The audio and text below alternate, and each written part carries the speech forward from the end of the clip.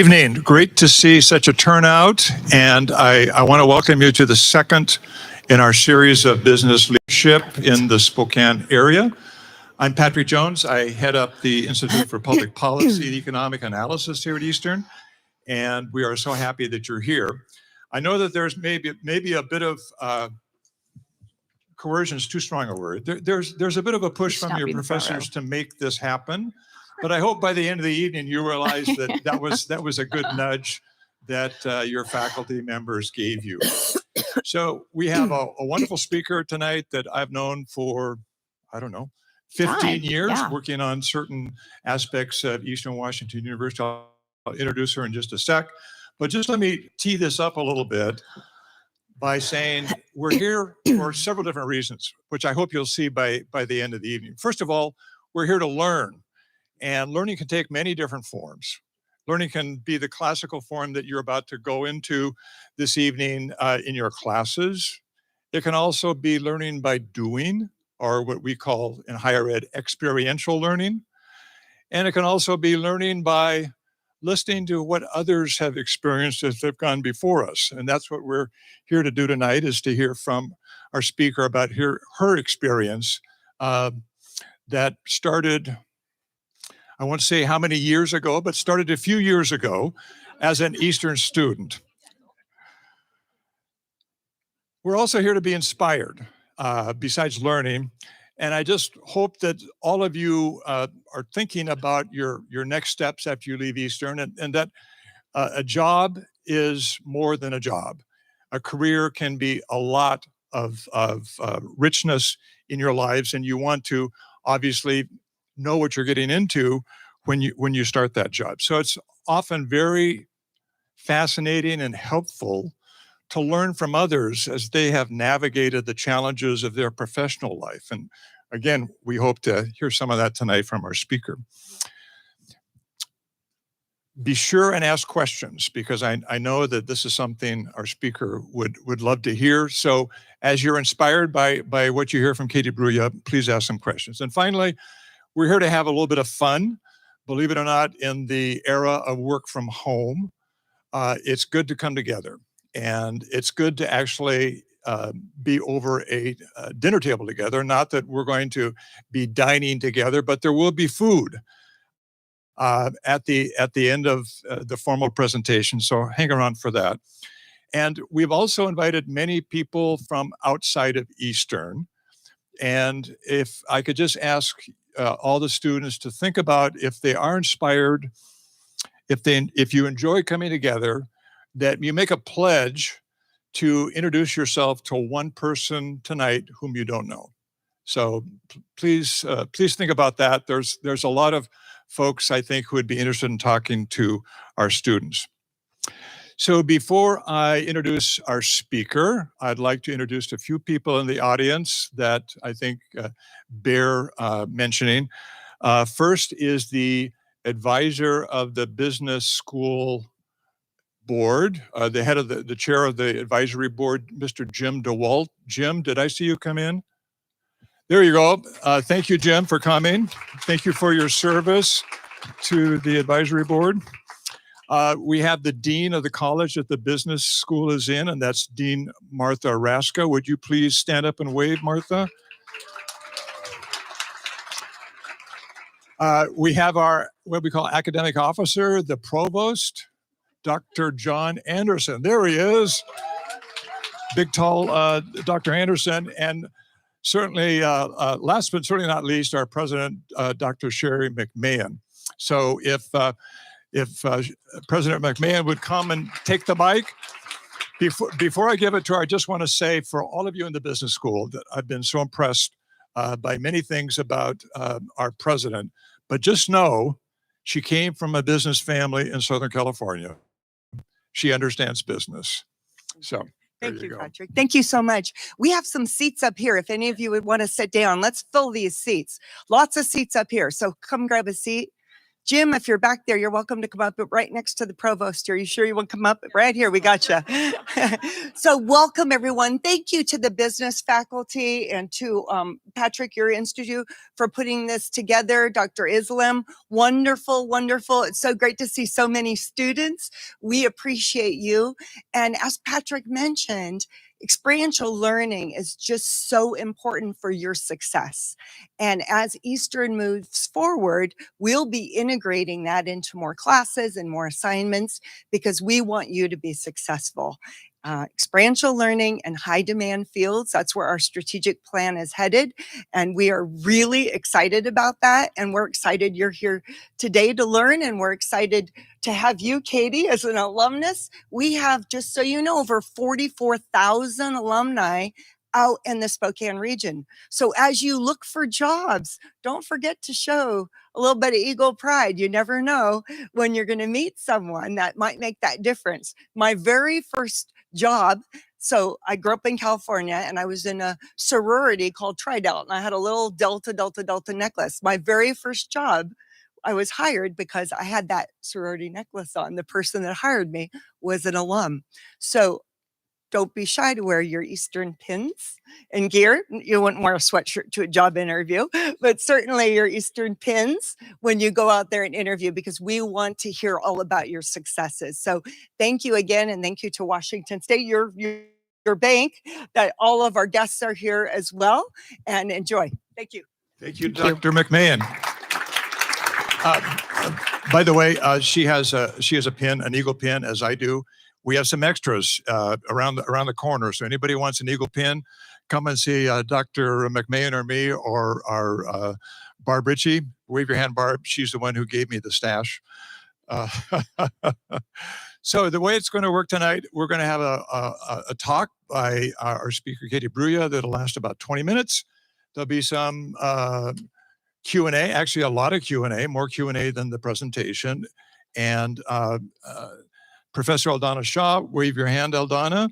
We'll start that off. And after 2 or 3 questions from Aldana, we want to invite you to ask Katy Bruya questions.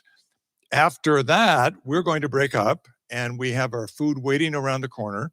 I think you'll like it. And so stick around for the food. We timed this for you students who have a 7 o'clock class, that you'll be able to have a little bite to eat before you have to head upstairs. So enjoy that. Now to our speaker.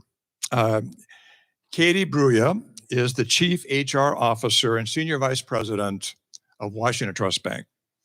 For those of you who don't know, Washington Trust is the largest of Spokane's headquartered banks and credit unions, with assets over $11 billion at the moment. In her role as Chief HR Officer, Katy is responsible for over 1,000 people working at the bank. As you heard, Katy is an Eagle, graduating with a degree in business, and she's also a ZAG, just across the way, where she received her MBA. Katy is also a mom of 2 children, Matthew and Chloe, and 1 husband. He is my 3rd child, it's true. So she knows personally the challenges of work-life balance as she charts the course of the bank's approach to working mothers. Katy has been at Washington Trust Bank for over 24 years now, and in that time, I think she'll agree that much has changed in work. She's here tonight to share some of those observations of what has changed and where work may evolve in the course of your careers. So with that, I'd like you to give a warm round of applause to Katy Bruya. Thank you. Thank you very much. Okay, well, good evening, and thank you for coming. I've been in your shoes, so I know it was the extra credit or credit that put you here, but hey, that's okay. You're here. That's the reason I always went to. But I'm hoping you can walk away with a few nuggets. And I would absolutely encourage you to go meet 1 or even more, 1 or 2 people that you don't know. Networking is key. And the beauty of you being a college student is that the people you meet always seem to have a warm affinity for college kids, especially if they're fellow EAG. So just name drop Eastern Washington University all you can and network. So Patrick asked me to talk about the future of work. And I thought, well, that's a lofty thing. And I have some exciting things on that. I graduated from Eastern a long time ago, and had an internship in HR and have been in HR ever since. So if you have not pursued an internship through the career services or the internship department, I encourage you to do so, because from there, I actually was offered my first real job after college. I got offered that role in April of my senior year and never had to really even search for a job, just through the networking of that internship. So I can't speak enough about the value of internships. So you're business students, you know all this, but let's do a quick recap. The Industrial Revolution, the post-industrial area, all of that. When I was in school, they talked a lot about the knowledge-based economy. You're not paid for what your hands can do, you're paid for what your brain can do, for intellectual capital. Then, of course, all of the things that impacted work that you've studied, technology, impact on healthcare, the sciences, all of that. You're digital natives. You've never not had technology. Some of us grew up with landlines. I told my teenage children that, Dad and I remember when Google didn't exist and they thought we were dinosaurs. But Google's only been around since '99. It's not that old, probably older than some of you, but still not that old. Globalization, B2B commerce. No longer are we selling goods and services and products within a finite region. Thanks to that little thing called the internet and the World Wide Web, you can sell globally, right? So all of those things, as you know, as business students and alums, have impacted how we work and how we deliver products and services. But let's talk about it from an HR standpoint. The generations. There are now 5 generations in the workplace for some industries. Banking, I'm wearing Trust Blue today. Banking has 5 generations. We will have the greatest generation, the traditionalist, all the way down to some of our Gen Z, some of the newer entrants in the workforce. The Gen Xers, we're kind of sometimes middle management, executive management. Baby boomers tend to be more senior management. That's going to be kind of a key thing to talk about in a moment. But those changing demographics are really important. There's a lot of millennials. They comprise a significant portion of the workforce, and they bring their own sorts of needs and desires and imprint on the workforce. Nonetheless, the people who are in charge might have different views of what a workforce should look like. And there's a little bit of inherent tension there, which kind of makes it fun, right? But some of those individuals are going to be retiring. So that's going to open up a lot of opportunity. There's the transfer of wealth from an investment standpoint, and then that transfer of knowledge from an intellectual capacity standpoint of your workforce. How do we capture that when all those individuals leave? And of course, you've heard about the gig economy, right? That's been around for a while. It could be your side hustle. Maybe your side hustle is your main hustle. I was in California for something, and my husband and I got an Uber, and it happened to be this really nice Lexus. And this young man, maybe 25, was driving it, and we tend to be kind of chatty. It's like, well, what are you doing in school? He said, no, I'm kind of inherently lazy, and I really like video games and my flexibility. So I just drive Uber for enough cash to kind of have my lifestyle. And I thought, well, you do you. Well, that's great if you can make it swing. I don't know if he lives in his parents' basement. I was really curious about that. But his side hustle is his main hustle because he works when he wants to work. Now, probably if there's anyone over maybe 40, you raise your hand and you'll say, I didn't get to work when I wanted to work. I was there every day at 8 o'clock. And, I do have to say, as a Gen Xer, though, you haven't really lived until you've been in a corporate setting or had a job. You're in your 20s. You go out organically, you go out again at 9 o'clock. And then all of a sudden it's really late and you're tired and you go to bed and you wake up and maybe you had a little too much the night before, but you cannot be late because that baby boomer boss will not let you be late.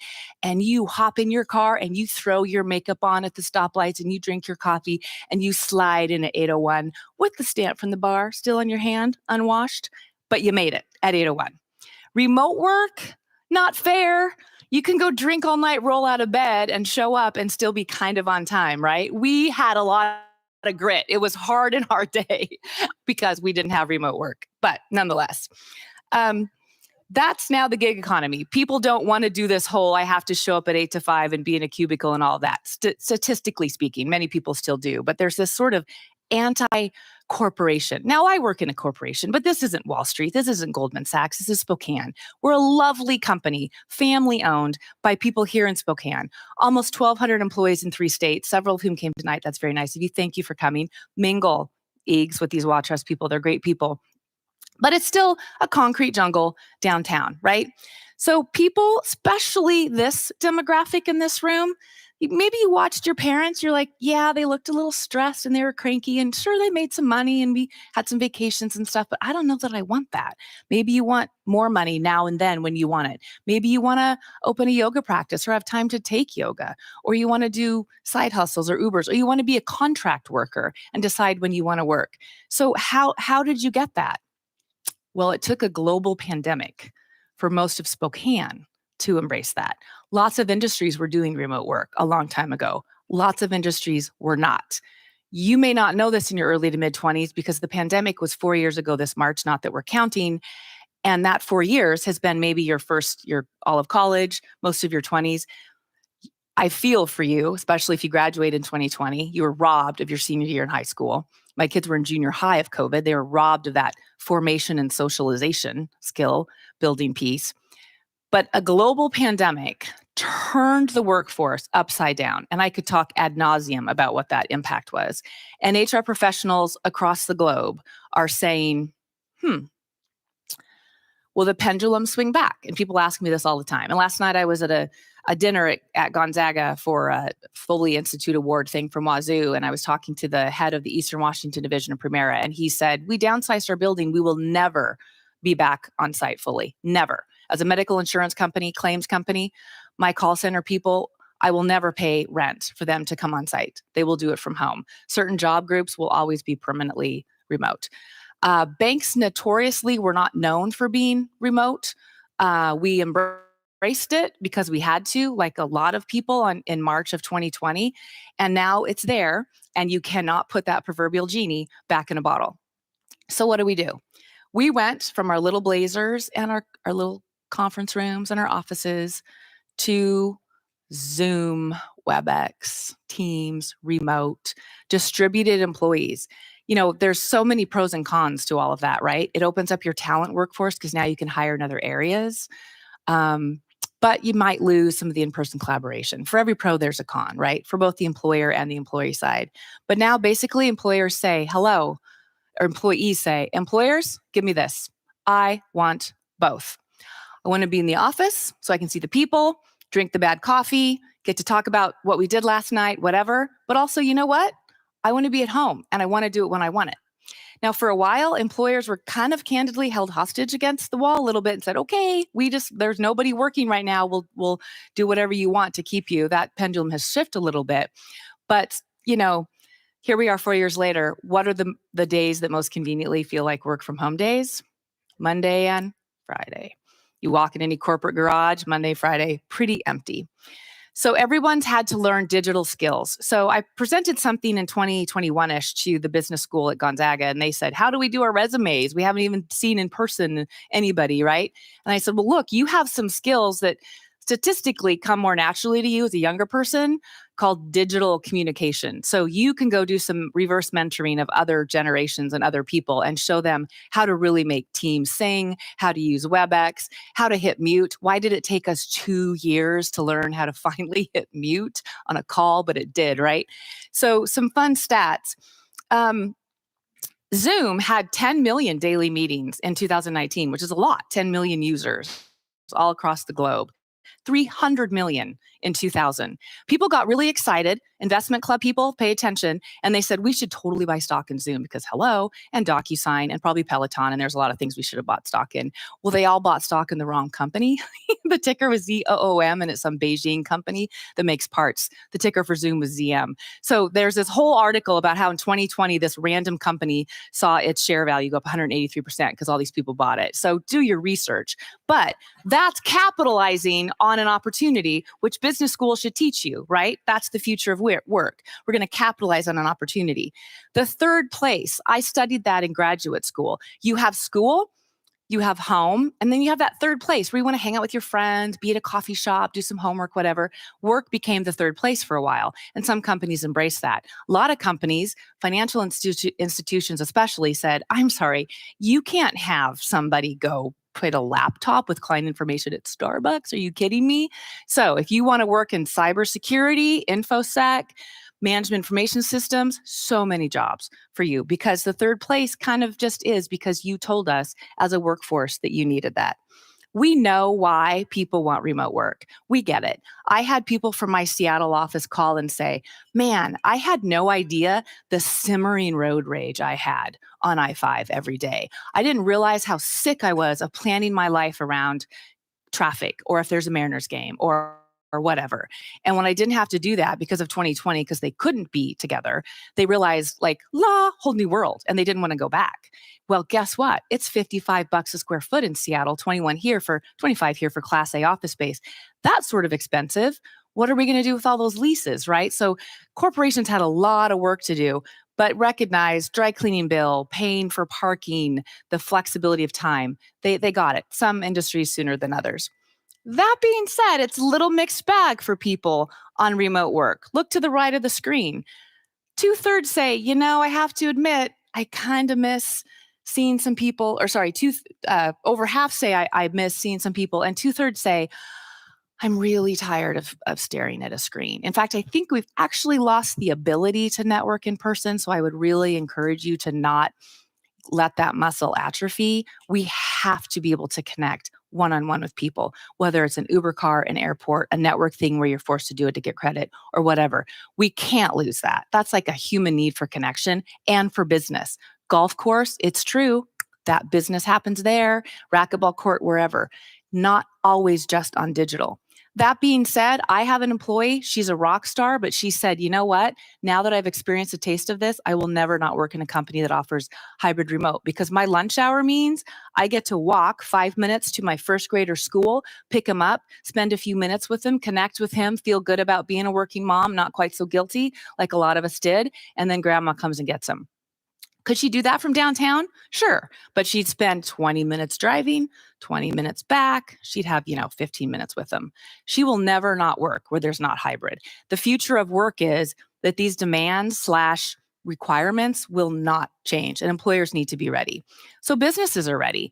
They're, pivoting and creating really cool items to make it even harder for people to come back to work back to the work site because lots of people still do want people on site. So look, for a mere $4,500, you can buy this and put it in your backyard and have a home office. Now, how can I compete with that with my cool concrete jungle downtown and cubicles, right? So Costco's going to sell that. You're not going to expense it to your employer. Don't try, but you could put that in your backyard. Now in January in Spokane, that could be a different thing, but home gym, bike, office, whatever. So, the world gets it. Remote work is here. This is funny. This made me laugh. This came out about 3 days ago. California is known, I'm not even going to say it's employee friendly. I'm going to say it's anti-employer. It's gone so far. Sorry if you're from there or do business there or love it there, but it's just, I would not want to be a business owner in California. So they've decided, you know what? We are picking on you guys too much, sending you late night emails that you answer. There's accountability there, but we're going to create a law that says we're going to fine you $100 every time your boss emails you after hours. Because it's discriminatory, it's not fair. Okay, well, I can argue, I'll match your discriminatory. Here's discrimination. I had young children, I put them to bed. I had boundaries around the time between dinner and bed, did not check my phone, didn't do anything. When they went to bed, what did I do? Logged back on. Probably sent a lot of emails to my staff at 8 o'clock, 9 o'clock, 10 o'clock at night. That's flexibility. It's not right to say, well, these phones 24/7, we better start monitoring it. You're going to have to self-monitor it. You're going to have that conversation with your boss. Tell me about your expectations. My boss calls me a lot all the time, but you know what? There's a time I had a thing at home and I just said, can I call you back? Of course, absolutely. So I think this is more on the employee to self-monitor that, turn off your phone, all of that.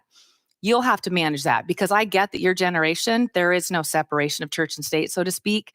You are not a worker from 8 to 5 and a person from 5:01 after. It is all blended in your mind, and employers need to recognize that. There's some unintended consequences of all this remote work. If you own CRE, commercial real estate, you have a lot of empty buildings.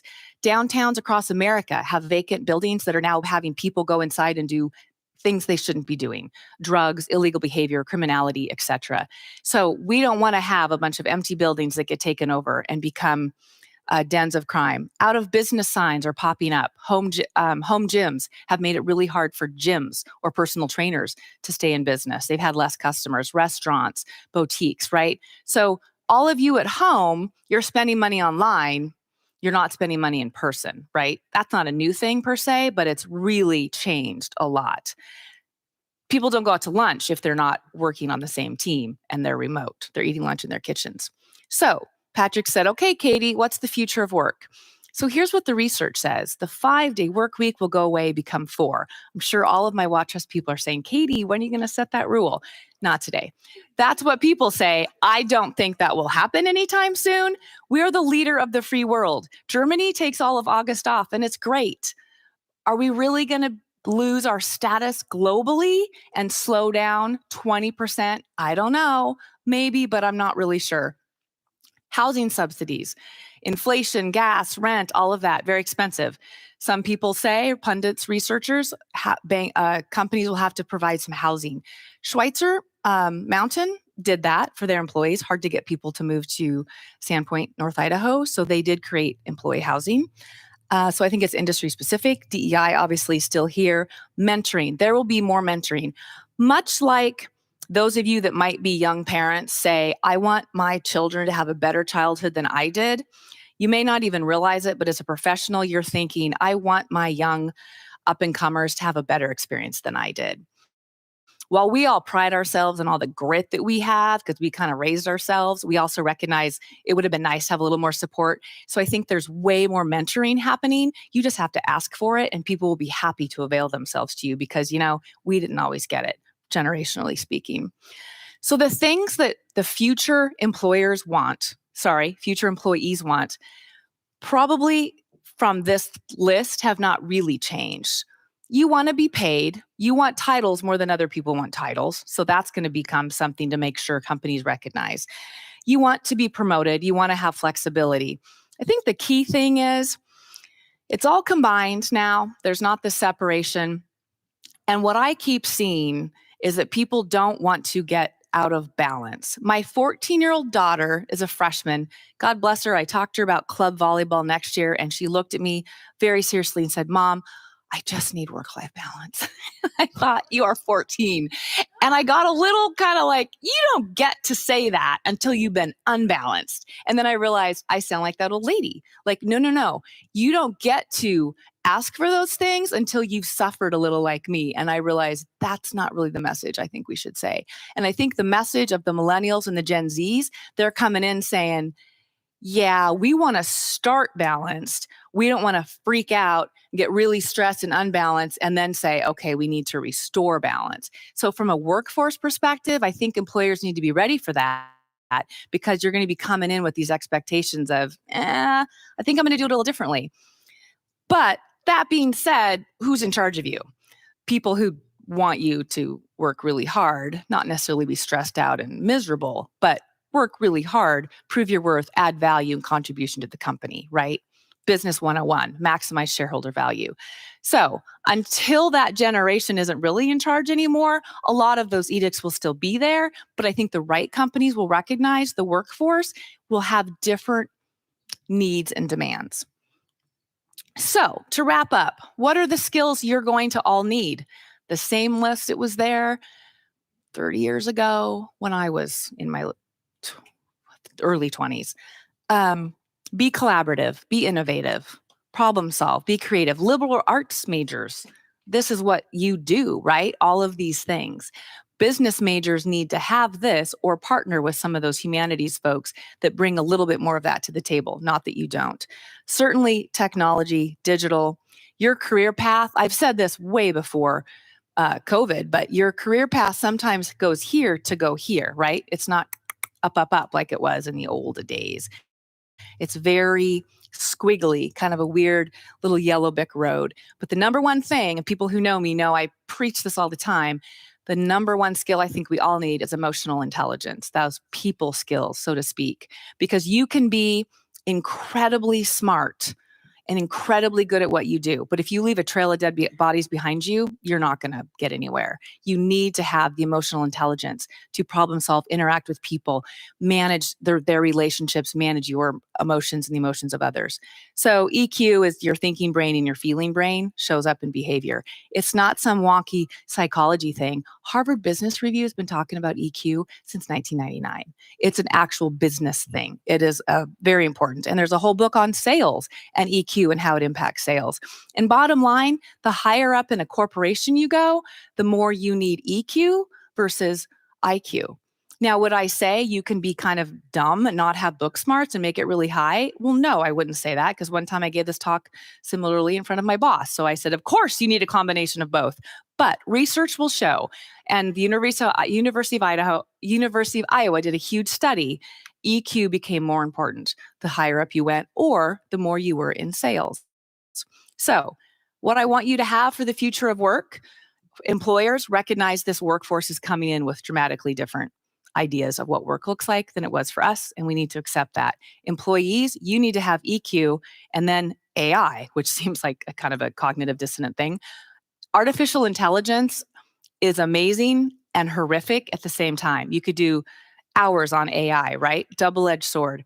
It is like the little intern who will lie to you. It will do anything you want and work super hard for you, but it may not be factually accurate.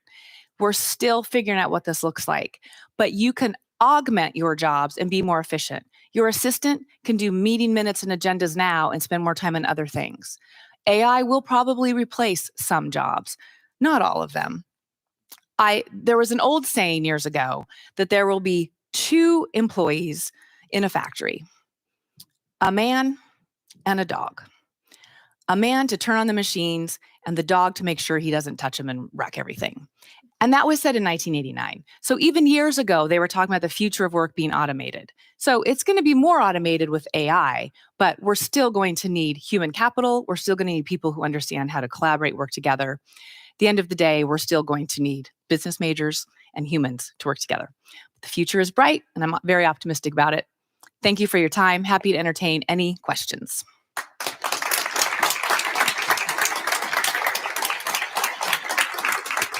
Oh, I will sit over here. Thank you, Katie. That was really wonderful, Oh, thank you. and gives us a lot of inspiration for the future. I'm so happy to see so many of our students here tonight, and I want you to ask some very good questions because you have this wonderful opportunity here. When I think about it, I guess I'll sit down too. When I think about it, have you thought about what, if you could go back a few years, not a long time, but since you graduated, if you could go back to your student self, what advice would you give that person? That's a great question. I guess I would say you don't have to have it all figured out and you don't have to know everything. And ask questions. It's very different to ask a quote dumb question at 23 than 35, right? I mean, this is your opportunity. Ask a lot of questions and don't feel like you should show up and know everything. And I think I felt like I got to be impressive. I have to know everything and be very serious. And it's fine. People want to help you. They're going to give you grace. It's all right. Well, I think that's really good advice, and to be able to communicate, I think, is so important. You mentioned AI, and that causes many of us concern. Some people feel it's going to be a very useful tool. How do you see that working into human resources management in terms of screening future applicants? Yeah, that's a good question. So, people have falsified resumes and applications for years, right? But now you can have Chat GPT do it and it will look beautiful. So how do we know if you really wrote this or if AI wrote this for you? So there's a little bit of, we're trying not to assume the worst, everybody's lying to us, and yet you're also using your resources. So maybe that's good, but I need to know you have the skills. So I think AI, we're testing a lot of different tools right now, actually, in HR, and we use words a lot in HR, and Excel as well, words and numbers. So we're testing something called Microsoft Copilot to see how it'll work in those various Microsoft apps. And it's been really interesting. And sometimes it is just candidly really stupid. It just does not work and falls flat on its face. And other times you think, whoa, this is really good. So I see it as taking away some of the administrative tasks as we learn to really leverage it taking meeting minutes, setting agendas, summarizing things so we don't have to read every word. And there are a lot of really great things. I just need to make sure it's being used ethically, appropriately for candidates, employees, et cetera. Does it search by keywords? I've heard that's the case. in It many can, you can cases. kind of tell it to, you can search by emotion. So you could, if you all wrote a survey to say what you thought about tonight, AI could go through and pull, some emotions based on those words and say, most people were pleasantly happy, or everyone laughed when you walked and hit the door through the thing. True story, because it was very clear glass and I thought it was open. It can literally summarize based on lots of different things. Yeah, it's really amazing when you think about it. Hmm. Yeah. Keeps us up at night though. We're a little worried. Yeah. Yeah. I would be worried too. Being able to supervise remote workers, do you find that management, especially the baby boomers and maybe even some of the millennials, are concerned about being able to adequately supervise remote workers? It literally matches the research. Baby boomers hate it, want you all on site all day. Millennials love it, want to mix. Gen Xers are, we're kind of in the middle, recognize there's absolute value to having the flexibility to work remotely from home and do your emails and whatever till 11 and then go in the office for a meeting. The baby boomers, sorry, statistically speaking, distrust that people are really working while they're at home. I mean, it is kind of classic, ties into their generation of, but I clawed my way up here and I was in my chair at 8. And even if I have a meeting that ended at 4:40, I would come back to the office and my boss saw me at 5. That's just how they were trained to be a worker. So it's very difficult for them to say, all right, I'm going to just let go and you're going to be at home and I'm not going to try to see if the green light's on or you moved your mouse or, but if you go watch TikTok videos, which every generation can watch what other generations do, there's a whole thing on how to fool your boss. So, I get why maybe baby boomers are a little suspect out there, but the research is I found it to be statistically correlated with the levels in our organization based on that. Do you think that will be help, or that situation of maybe not trusting the workers will be helped by training in organizations? Maybe, but I think it's really individual. Remote work isn't for everybody. And our remote work policy, when I wrote it, there's some jobs that are really good for this, and there's some temperaments that are really conducive to it, but there's some that aren't. And we've had to tell some people, you need to be in the office. And some people admit it. I just start cleaning my fridge or whatever. I need to be in the office to keep my brain focused. So I think it's very individual. And I think trust has to be built through relationship, not just through training. Yeah. And getting to know people. Right. Which is hard to do over a screen as well as true. It can be done, but yeah, more difficult than in person. Right. Let's have a few questions from the audience. You've got a great opportunity here, and we have somebody who's going to be going around with a microphone. Is that correct, Patrick? Yeah.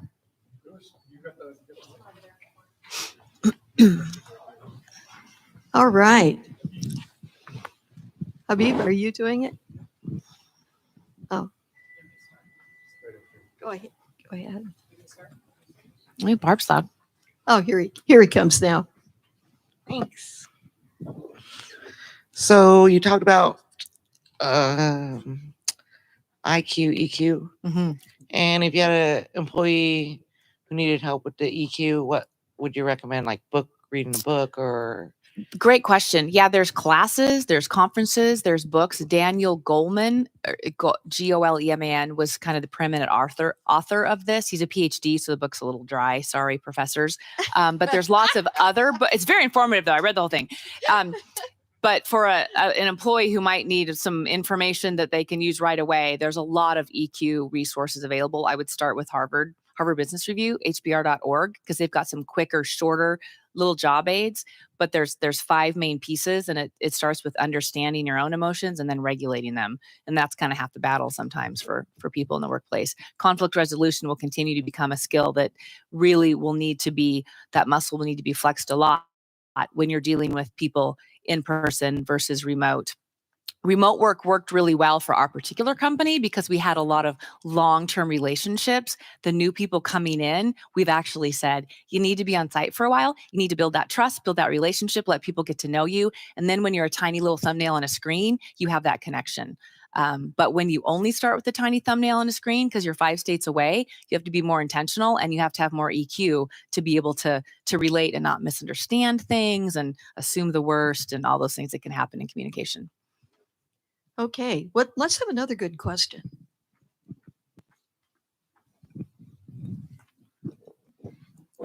So, could you touch on being a female in the industry, working your way up, especially in banking, which historically has been a male industry, but on working your way up, you mentioned having to prove yourself. Yeah, generationally, that sort of proved myself, be there 8 to 5. Yeah, early on. I worked at Gonzaga University in HR through in my late 20s, and then moved to Washington Trust in my also very late 20s. I honestly, I believe you find what you look for. So there will be people who absolutely say, "Oh man, they are not giving me the respect I deserve," and sometimes it's, well, maybe you're just not deserving, or maybe your ideas aren't right, or maybe that's nothing to do with your gender. So, I would ask that in a better way, of course. Do men sometimes not realize the things they say and they're kind of excluding people? Yes. Is it intentional in my company? No. I've yet to see anyone say, Katie, you don't get to sit here because you're a female. But I also have to ignore if they're kind of like, oh yeah, make sure you have all the, sorry, Patrick, but I'll say Patrick mentioned working moms. I would say working parents. There's more dads that take leave now that ever did, right? So changing the nomenclature to be more inclusive of working parents versus working moms, etc. I would call them out though a little bit and say, you didn't really just say that, did you? Do you know how that sounds? And they'd kind of, oh, yeah, sorry, thanks. I am an idiot. And yeah, shoe fits. So I also had that personality that wouldn't really back down. And I think those were some coaching moments. We have some other executives that would interrupt and I would just interrupt back. Or finally, I would say, I don't think you're aware your younger male person is interrupting his boss, who's an older female, and you as the head of this division need to shut that down because she is 60. She's not going to interrupt back. She was culturally trained not to do that for whatever reason, or that's just her personality. And and he did not notice that. So I think the key is if something happens and people change their behavior and acknowledge it, awesome. If they don't, get out. But that was my kind of litmus test. If I can say, do you realize how that sounded? And they own it, I don't have a problem. So personally, I never really felt like I had this horrible experience. Other people have in other industries or other institutions, but I think we have a special culture, and I know people say that about all their companies, but we're family owned. We're very respectful and kind, and so I'm grateful I didn't have to experience craziness. Yeah, it was kind of silly. You don't even know where the women's bathroom is, do you? Sorry, I don't. Okay, let's go find it. You kind of have to just train them. That doesn't mean if they're horribly inappropriate, you let them off the hook. I had a vendor completely sexually harass me, horrible. And I went to my boss, who's the president, and told him, and he instantly said, we will fire him and we will never use that recruiter again. Like, that's the kind of company you want to be with. Yeah.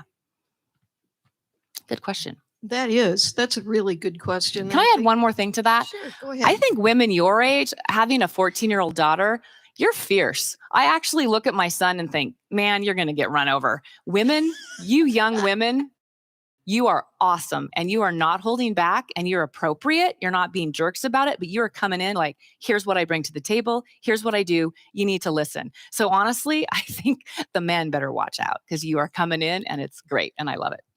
I agree. I think that's wonderful. Okay, is there any other question out there that we could ask? First off, I'd like to agree with you. I have a 16-year-old. I'm over here. I'm Oh, thank you. sorry. No, No, yeah. it's okay. And then I have a question. You're in HR, and you said that you rose up in your company. Is that correct? Yes. Yes. Do you notice now that a lot of people are going diagonally, so they're going to different places to go above? Yes, regular. for sure. Because you go over here to get up. I think having P&L responsibility, profit and loss responsibility is really key. I'll never be president of this company, nor do I want to be, because I've never done the core operating piece that we do, which is commercial lending, or had significant profit and loss accountability. Except way back in my career, early on, I was in sales. So having that is helpful, especially when you're in a support department like marketing, IT, HR, finance, etc.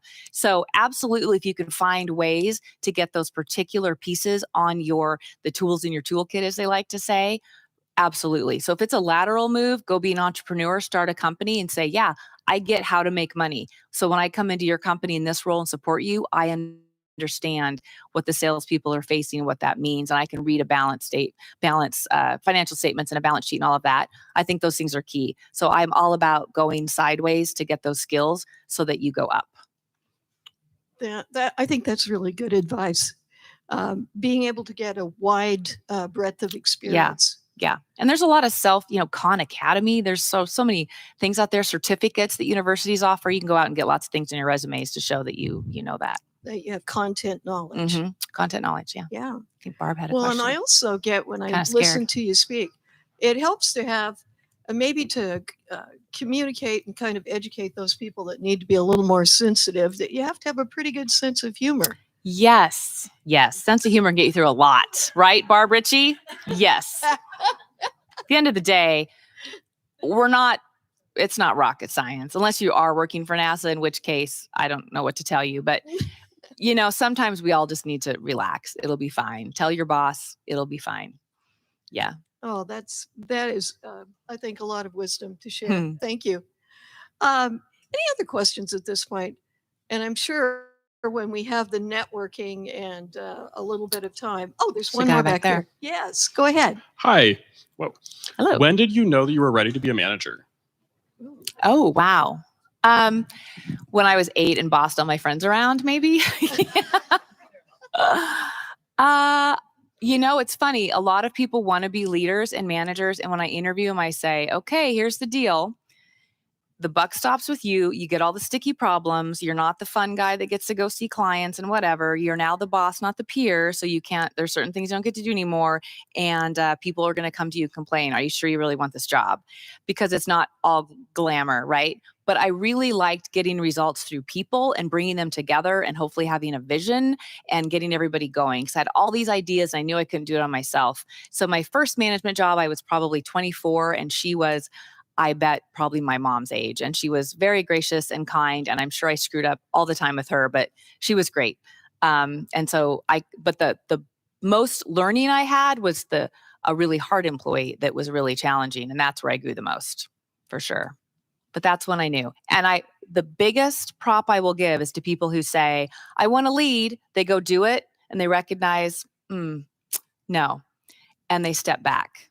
No ego, no shame, no nothing. They just say, I'm better off over here as an individual contributor. And I really applaud people who recognize that, because if you're managing and you think you just have to stick with it, but you're horrible at it, it's not good for anybody. It's better to just walk away.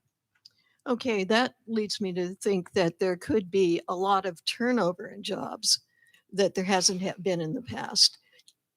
Do you see that happening? It was a weird dynamic post-COVID because it felt like so many people left the workforce. Right. So there was voluntary turnover from people who said, I don't want to do this anymore. I'm going to go find my life calling. And they switched industries, right? Mm-hmm. So the COVID shift made it really tricky because people who were in traditional career paths just said, what am I doing this anymore? I lost my spouse or my daughter or my cousin to COVID. Life is short. I'm going to go garden or open a yoga studio or do something totally different. So we had a lot of people leave the workforce then. We had a lot of people pass away and leave the workforce. The turnover rate is now settling down and the job market's getting more competitive, which puts employers a little bit more in the driver's seat than it was before, candidly. Yeah. Do you see there's a great deal more interest in entrepreneurial ventures? Yes, and I know your speaker last time spoke on that, and I bet that was wonderful talk. I meant to listen to that online. I do think people are a bit of, I'm going to run my own deal now. I want to see if I can do it, and not kind of follow the path of the people before me. I have seen some people do that. And I think I mean, look at the digital world that you can create, right? All of the things that you can do, an app you can make, or some idea that you have, the business case competition, the judging I've done for Eastern before. There's some phenomenal ideas. And I think it's really exciting to hear about the talent that's out there. It's that disruptive sort of mentality. If you haven't watched the Uber show, it's a small series, like 8 episodes. I forget the name of it. It stars the gentleman who was in Friday Night Lights. Super Pumped. Yeah, thank you. And it talks about how disruptive that is, and how now the culture is hideous. Let's never do that again. But that was a bro culture right there. They were horrible to women. But having to disrupt and push boundaries, and be entrepreneur in nature. And now you don't even think about not having a rideshare app on your phone, right? But somebody had to come up with that. And it started out just a couple people. So yeah. It's exciting. And we do fun. have a lot of creative ideas. Mhm, And I mhm. encourage you, students, follow through on your creative ideas. And we have some great things coming up in the future. For sure. I've been judging those kinds of Yeah, events yeah. too. And it's pretty amazing. Is there another question? Yeah. Okay. I was wondering your opinion on getting an MBA now. Is it still relevant? And needed? Yes. I have a Okay. big bias towards higher ed. In fact, one of the things I should have said in there, they talk about the future of work where companies will do their own training and the value proposition of higher ed is going away. I have a big bias towards higher ed. I think we still need those degrees, but they talk about the paper ceiling. Remember the glass ceiling? Now it's the paper ceiling. Is it discriminatory to require bachelor's degrees for certain jobs? I just can't argue enough the value of an education, and especially graduate school education. I would not go personally right after undergrad. I would wait. I would work a while, get some experience, then go back. I went back I think I was 3 years post undergrad, and then it took me 3 years to get my MBA because I did it at night while working full time. So by the time I graduated my MBA, I was 29 and I was 21 when I graduated, undergrad, or 22 or whatever. But I liked that I had other professional adults in the class with me that had some real life experience, because at that level, so much is discussion based, and you bring yourself to that discussion with your real life professional experiences. Whereas if you're straight from undergrad, you don't have as much. No judging. If you ended up going straight from undergrad and hammered that MBA out in a year and have that in your resume, that's great. But big fan of I will own my bias of business graduate degrees versus leadership graduate degrees. I am very much pro-business. I am a capitalist, free market, MBA all the way. Yeah. But the leadership part of it. But the leadership part is does add very to the key, and all of EQ. those classes are very important. It adds to your EQ. But It does. yes, sorry. Yes. Now some professors write me nasty notes now. AI is going to say the sentiment is angry. One more question, and I see it in the back. Yes. For our younger generation, what are some valuable qualities we can bring into our professional work? Well, bring in your ability to apply technology respectfully, because sometimes people feel weird if you just elbow them out and take over and do tech, but bring in those abilities to think differently and be really efficient. Don't ever say, oh gosh, that was the year I was born, when someone tells you the year you started there at a company. Nobody likes that. Don't remind them they're old. But absolutely bring in, we have somebody working for us right now. He dresses well. He asks lots of questions. He's there on time. He wants to do more. Show that you want to help. People who come to me and say, even a manager that's worked for me for 20 years says, Katy Bruya, your desk is really full. What can I take off of it? Oh, no. Actually, that would be great. Thank you. Could you help me with this? Go ask for work. Make yourself so indispensable that when a job opening comes up, whether it's in another department or here, they say, there's that one person over there. And then they call you. So make yourself known, do whatever it takes, and be indispensable. And always say your name until you get to know them, so they remember your name. That is such good advice. I want to thank you. You've done such you. a This is great really job fun. this afternoon, and Thanks. given us a lot to think about, really. Thank you. Both professors as well as people in the business community and our students. So I want to thank you very much. And I'd like Let's give her a huge round of applause. Thank you. And I understand there's going to be a presentation now. I think we've got something for our speaker. If, Oh, that's nice.